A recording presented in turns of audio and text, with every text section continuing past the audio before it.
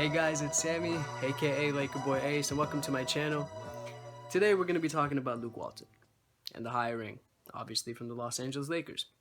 But before we talk about the video, I would like to preface it with my respects and my acknowledgements to Eddie Starr and Mike from Laker Talk.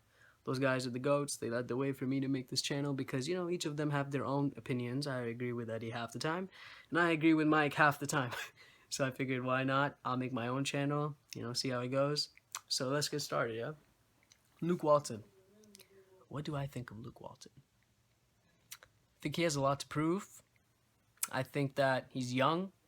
He's an X factor. He could end up being the next Pat Riley. A lot of people think that because of the similarities Pat Riley had coming in. Or he could be Fluke Walton for all I know. I mean, he could be a bust. But the thing is, we have to take a chance with him because we have no choice really. I mean, we lost Tom Thibodeau, we lost Scott Brooks, so that just leaves him and Ettore Messina. Now, Ettore Messina, in my opinion, I thought he was the ideal fit for the Lakers because of his accolades, his past championships, assistant coach for the San Antonio Spurs, and they're doing amazing, and I hear that his development is beyond belief, but Luke Walton was the right hire, looking back in hindsight, which is obviously always 2020, but Luke Walton was the right guy, man. Because we have a young squad, and I really do believe he's going to help the players develop because he won't really get in their faces like Byron Scott did. I think Luke Walton's actually going to help them and give them the confidence they need.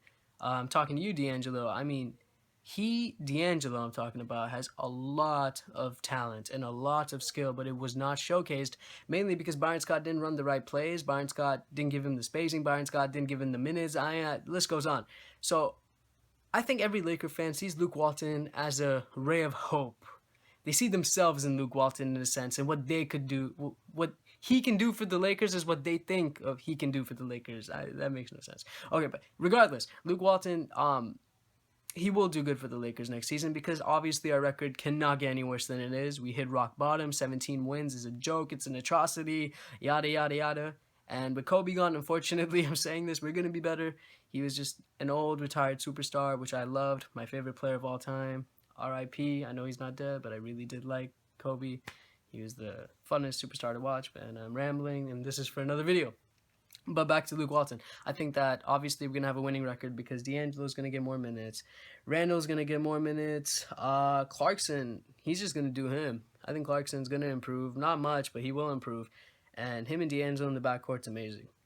Now, the thing about the Lakers right now is anything I'm saying can change in like a month or two. I mean, for all we know, I'm hearing rumors as we speak that if we get the first pick, we're trading it for Boogie Cousins.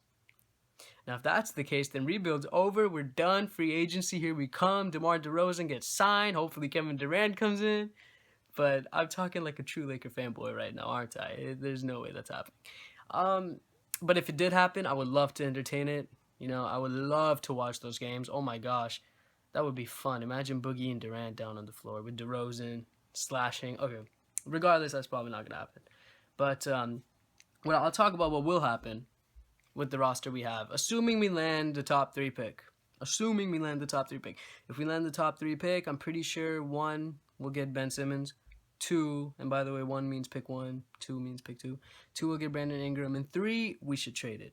Everything after 1 and 2 is kind of a hit or miss for me, and I don't know too much about these NCAA players besides Ben Simmons. Maybe Buddy Hield, he's a good option because he won't really interfere with our players in a bad development type of way, but who knows. Regardless, season's gonna be great. Season will be great. It's not gonna be playoff, obviously, but I don't think we're gonna be the last seed anymore or second to last seed. I think that we're gonna be in the West. We'll probably be 10th seed, 11th seed. That's being optimistic, and it'll be good. I really like it, and Luke Walton will hopefully turn this thing around. Not single-handedly, obviously. The front office is that's their job. Luke Walton's just got to get these players ready for the games.